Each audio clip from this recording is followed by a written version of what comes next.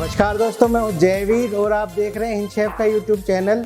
इस वीडियो में हम आपको लेके आए राजस्थान के कोट कासिम में। इस वीडियो में हम आपको दिखाएंगे कि इस तरह का फ़ैन किस तरह से बनाया जाता है। साथ में हम आपको ये भी बताएंगे कि इस तरह के फ़ैन बनाने के लिए आपको कौन कौन सी मशीनरी लगेगी और इस फ़ैन बनाने की रेसिपी क्या है। तो पूरी जानकारी के लिए आप इस वीडियो को आखिर तक देखिएगा। तो दोस्तों अब हम करते हैं मशीनरी की बात। तो सबसे पहले जो मेरी मशीनरी लगेगी वो मेरे को डो लगाने के लिए लगेगी। मेरे को मतलब जो मेरा फ़ैन बनेगा, फ़ैन का डो लगाने की रेसिपी लगेगी। तो फ़ैन का डो बनाने के लिए मेरे को बहुत ही स्लो नीडिंग करनी होती है। उसके लिए क्रॉस मिक्सचर यूज़ किया जाता है। तो आप देख सकते हैं क्रॉस मिक्सचर किस तरह का होता है। तो क्रॉस मिक्सचर यूज़ करने का कारण क्या है, क्योंकि क्रॉस मिक्सचर बहुत स्लो नीडिंग करता है, उसकी वजह से डो में कोई एयर नहीं आती है। दूसरी बात, क्योंकि स्लो नीडिंग की वजह से डो गर्म भी नहीं होता है, जिससे डो के फूलने की संभावना लगभग निल हो जाती है। क्योंकि मेरा अगर फ़ैन का डो फूलेगा तो मैं अच्छे से उसको लेयर नहीं कर पाऊँगा और जो मेरी पपड़ी बनेगी फ़ैन की वो बहुत छोटी बनेगी, खस्ता नहीं बनेगी। तो इसके लिए क्रॉस मिक्सचर यूज़ करना सबसे ज़्यादा ज़रूरी है। दूसरा जो ज़रूरी इक्विपमेंट है, आप एक पिनिंग यानी कि बेलन या फिर आप डो शीटर का इस्तेमाल कर सकते हैं। डो शीटर का इस्तेमाल से आप अपने डो में लेयर्स बना सकते हैं। लेयर्स में आपको अपना डो बेलना होता है। उसके बाद आप छोटे छोटे पेड़े काट के जो मेरे फ़ैन के पेड़े होते हैं उनको दोबारा से बेलते हैं और इस तरह से ट्रे में अरेंज करते हैं। उसके बाद हमारा फ़ैन ओवन में जाता है। ओवन में जाने के बाद हम इसको निकालते हैं, ठंडा करते हैं। ठंडा करने के बाद ये सीधा पैक होके मार्केट में जाने के लिए रेडी होता है। तो मैंने बताया मेरा क्रॉस मिक्सचर लगेगा बेलने के लिए। तीसरा जो मेरे को चाहिए, इस तरह की ट्रे चाहिए, जो कि मेरे को अपने फ़ैन की मोटाई के हिसाब से चूज़ करनी पड़ेंगी। 1.5 या 2 इंच की मेरे को ट्रे लगानी पड़ेंगी ताकि मैं इस तरह से स्टैक कर सकूं। क्योंकि इस तरह से स्टैक करना ज़रूरी होता है ताकि ये कम स्पेस ले, हम इसको फैला के नहीं रख सकते हैं। और बेक करने के बाद भी मैं इस तरह से स्टैक कर पाऊँ। बेक करने के बाद ये फूल जाएंगी। तो इस तरह से मेरे को अपनी इन ट्रे का चुनाव करना होता है। उसके बाद आपको चाहिए इस तरह का ओवन, जो कि रोटरी रैक ओवन होता है। इस ओवन में हम अपनी जो मेरे जो प्रोडक्ट बनेंगे, जैसे मेरे फ़ैन बन रहे हैं, फ़ैन की ट्रेज को मैं इसमें स्टैक करूँगा और वो इस ओवन में चले जाएंगे। रोटरी रैक ओवन जो होता है वो फ़ैन बनाने के लिए सबसे उपयुक्त होता है। इसमें फ़ैन की लेयर्स और कलर एकदम बेहतरीन आता है। तो अगर अब आप भी फ़ैन बनाने के इच्छुक हैं तो इसी तरह का ओवन का सेटअप लगाइएगा। उसके बाद मेरे को फ़ैन को पैक करना होता है। पैक मैनुअली भी कर सकते हैं या किसी तरह की पैकिंग मशीन यूज़ कर सकते हैं। जैसे हम आपको पैकिंग मशीन के बारे में भी बताएंगे कि फ़ैन पैक करने के लिए आप किस तरह की पैकिंग मशीन इस्तेमाल करते हैं। तो आइए हम आपको अब पूरा प्रोसेस विस्तार से दिखाते हैं कि कैसे डो लगाते हैं, डो की रेसिपी क्या है, उसके बाद उसको कैसे बेला जाता है और कैसे मेरे फ़ैन का पेड़ा बनता है। तो दोस्तों, फ़ैन को बेलने के अलग अलग तरीके हो सकते हैं। जो हम तरीका दिखाने जा रहे हैं उसमें हमने छोटे छोटे पेड़े बना लिए और आप देख सकते हैं पेड़े में बहुत सारी लेयर्स हैं। तो जब हम इस फ़ैन को बेल लेंगे तो मेरे फ़ैन में भी लेयर्स आ जाएंगी। तो इस तरह से उसको उसके बाद बेला जाता है। तो दोस्तों, डो शीटर से निकलने के बाद यानी बेलने के बाद हम अपने जो पेड़ हैं अपने फ़ैन के हिसाब से उनको काट लेते हैं।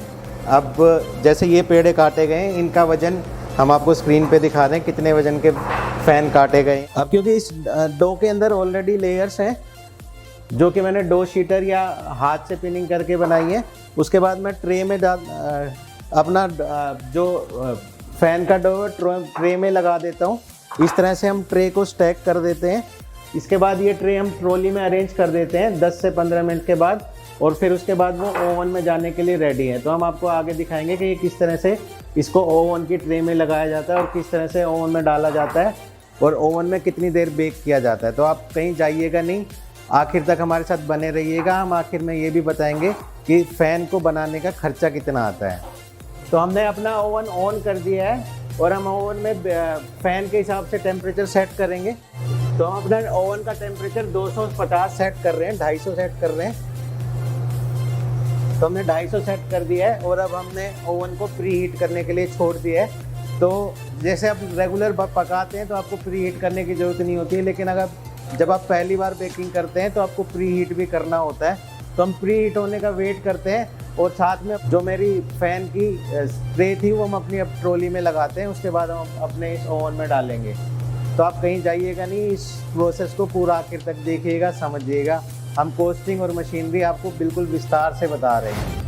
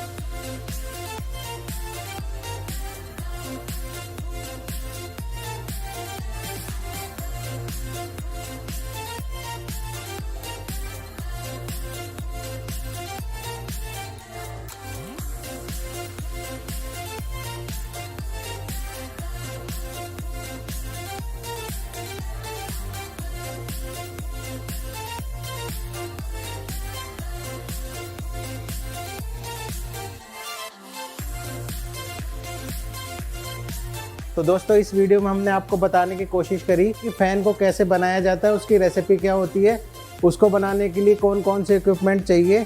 तो आशा है आपको ये इस वीडियो में दी गई जानकारी पसंद आई होगी, आपको ये वीडियो पसंद आया होगा। अगर आपको ये वीडियो पसंद आया है तो आप हमें एक लाइक दीजिएगा।